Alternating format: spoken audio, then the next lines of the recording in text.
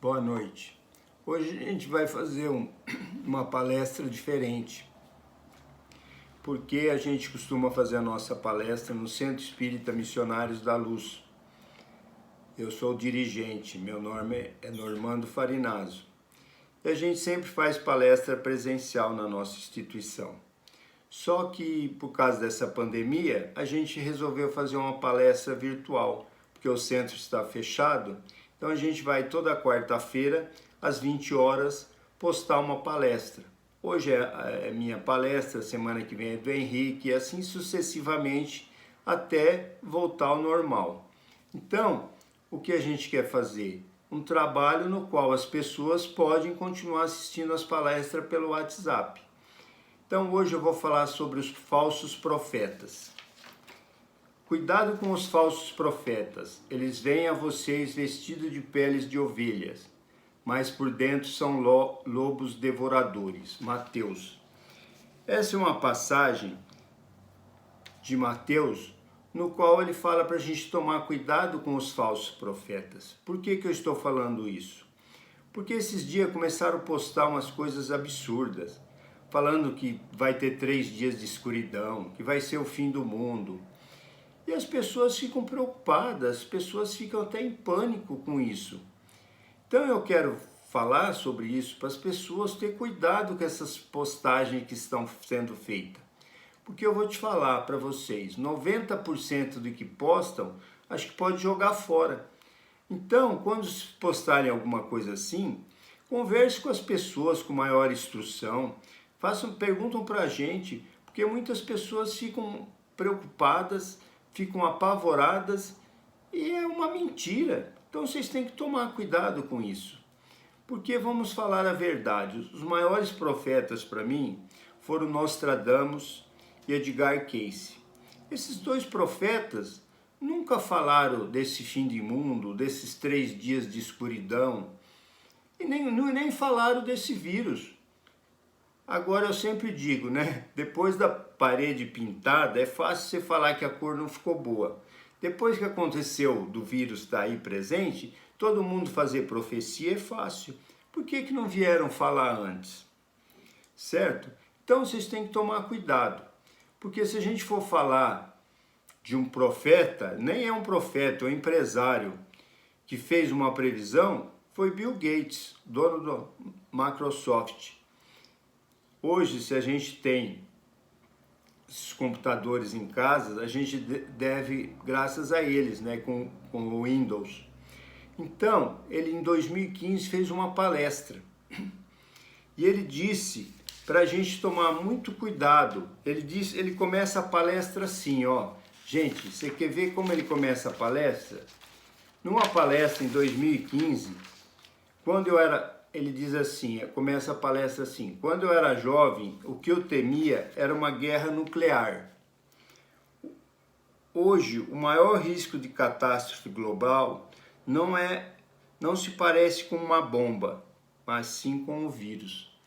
Então, em 2015 ele já fez essa previsão. Ele falou sobre o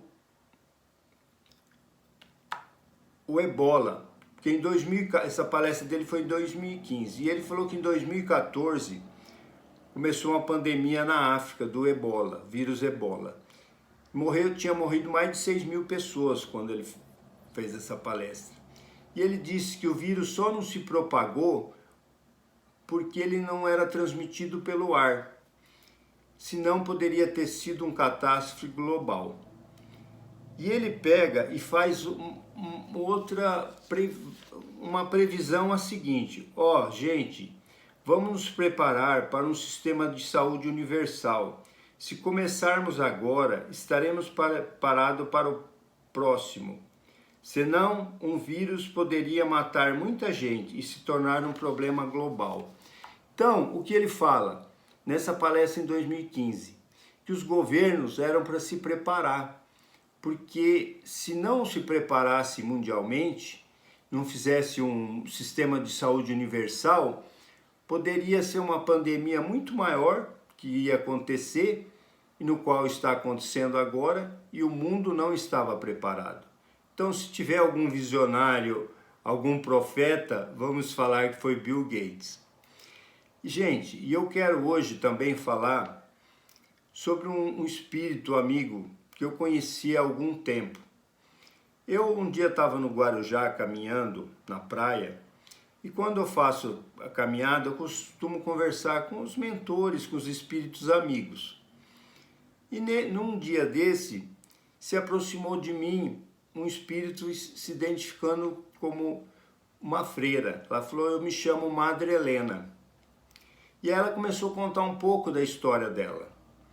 Ela disse que era uma freira muito dedicada, que ela se preocupava muito com os pobres, fazia um trabalho maravilhoso. Só que ela tinha mediunidade.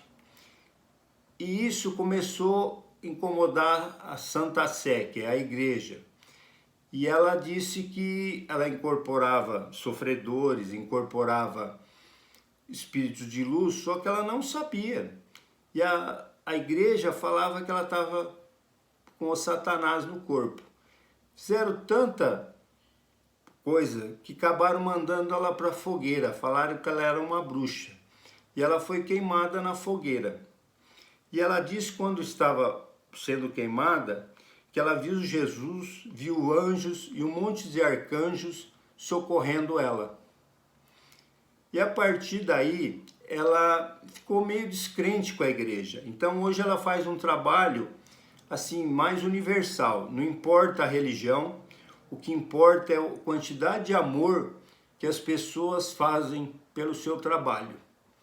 E aí ela disse que ela tinha vindo conhecer o nosso trabalho no centro, tinha gostado muito pelo trabalho sério, pelo amor, pela dedicação, que ela ia começar a trabalhar com a gente. Então, toda a última quinta-feira do mês, a gente tem um trabalho de tratamento espiritual. E muitas vezes eu vejo ela, quando está fazendo um trabalho de cura, tudo, eu vejo ela participando. Isso aí eu vou contar numa próxima palestra, que vai ser uma palestra sobre tratamento espiritual junto com a fitoterapia. E aí, numa desses dias, eu vi ela não usa o hábito de freira, ela usa tipo um vestido longo, meio bege, meio manchado de marrom assim. Ela não usa esse vestimenta de freira, mas ela diz que é uma freira, e outras médiuns sérias já falaram que viram ela, que ela é até de uma dimensão superior à nossa pela sua evolução. Então ela pega e de vez em quando a gente psicografa coisas dela. E ela é muito séria, ela é muito radical. Eu tenho até medo de vez em quando de postar algumas coisas.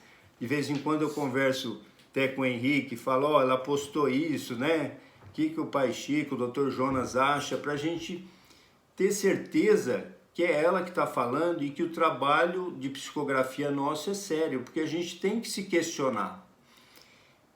E ela fala, numa dessas mensagens, mais ou menos assim: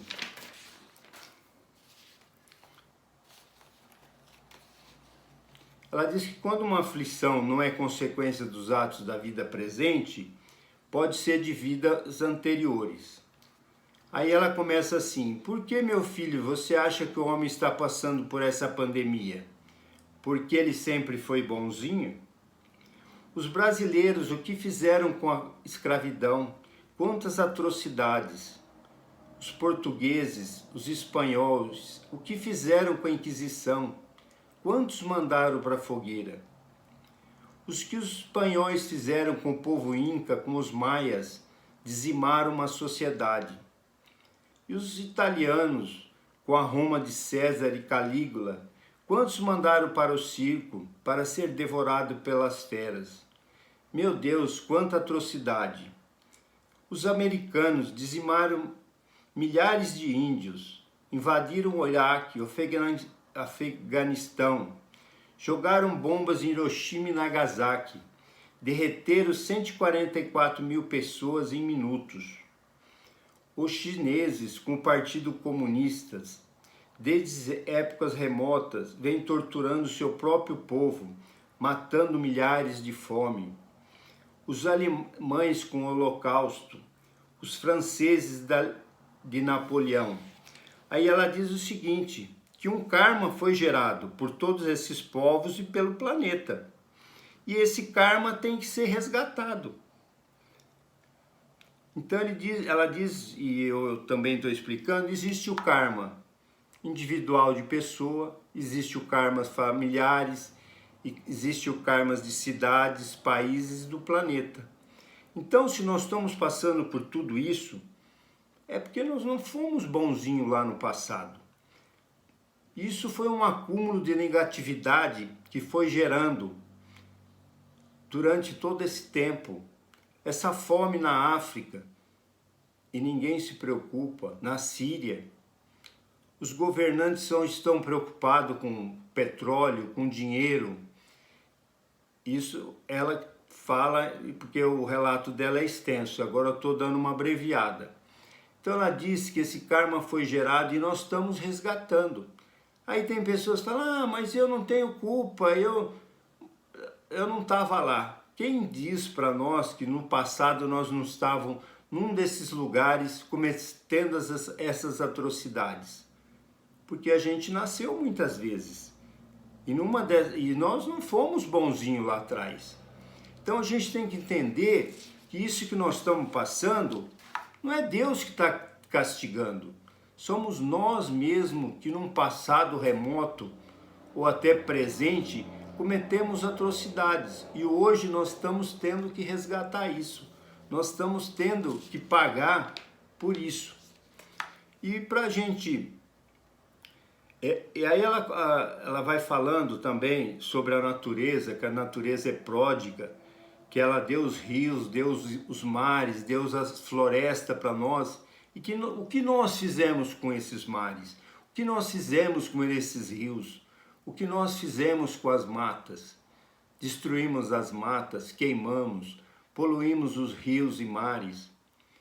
Foi só uma parada global para poder o planeta se regenerar desse miasma deletérico, dessa negatividade que foi gerada no planeta. É isso que ela diz para nós. E que nós estamos... O que nós estamos fazendo, ela diz, para o próximo? Será que nós estamos pensando no próximo? Será que nós estamos fazendo alguma coisa pelos nossos irmãos? A gente tem um exemplo, que as pessoas... Eu vou dar um exemplo lá da nossa instituição. Todo sábado nós distribuímos legumes para 40 famílias. E todo sábado eu estou lá falando, pessoal, vamos assistir uma palestra, vão, receber um passo, tomar uma água energizada. De 40 famílias, se for 10 famílias assistir a palestra, é muito. Então as pessoas não estão preocupadas com o seu lado espiritual, estão preocupados com o lado material. E isso tem que mudar. E a gente fica preocupado. A própria Madalena falou assim, vocês já fizeram essa pergunta? Que esse vírus não mata animais, só mata humanos? Então, é até para questionar isso. É um vírus para, na verdade, fazer uma limpeza das pessoas que, de alguma maneira, não estão se preparando para essa nova era, não estão se preparando para um mundo melhor. Não estou dizendo que todas as pessoas que desencarnam são por causa disso, mas a gente tem que fazer uma reflexão. Nesses 60 dias de pandemia, vocês fizeram uma prece, vocês fizeram uma oração, vocês pensaram no próximo, vocês tentaram fazer uma campanha ajudando as pessoas, porque tem muitas pessoas passando fome, tem muitas pessoas em dificuldade. Será que a gente está pensando no próximo? Será que a gente está fazendo alguma coisa para as pessoas? Então, é como a Madre Teresa, eu não venho aqui para passar a mão na cabeça de vocês, ela diz sempre. Eu venho aqui para alertar vocês. Então não adianta a gente fazer uma prece, uma palestra, falar, vai ficar tudo bem. Vai ficar tudo bem se a gente se melhorar, vai ficar tudo bem se a gente agora, nesse momento difícil, a gente usar máscara, se a gente se precaver, tentar sair de casa só o necessário, tentar se cuidar. para que isso passe e a gente volta ao normal. Mas o mundo vai ser diferente. O mundo não vai ser mais o mesmo, porque tudo vai mudar, tudo vai se transformar. E eu queria, para encerrar, deixar uma simples mensagem. A natureza é pródiga. Essa mensagem é dela. A natureza é pródiga, de Madre Helena. A natureza é pródiga e tudo dá. Dá alimento, dá água, dá o ar. Nós não precisamos abraçar o mundo. Se cada um fizesse um pouquinho, o mundo seria melhor. Obrigado a todos. Que assim seja.